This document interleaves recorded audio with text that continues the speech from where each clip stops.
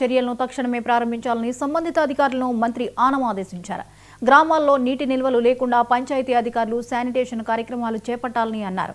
చెట్లు విరిగిపడ్డ ప్రాంతాల్లో విద్యుత్ అంతరాయాన్ని పునరుద్ధరించాలని చెప్పారు.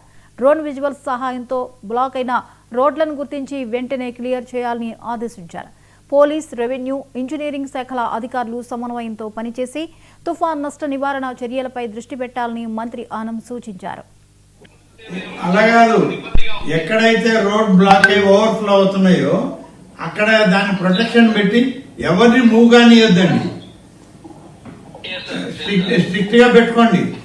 అవసరమైతే పోలీసులను అడిగి కానిస్టేబుల్ పెట్టి ఎవరిని క్రాస్ చేయనియద్దు కంప్లీట్ గా రిసీడ్ అయ్యే వరకు.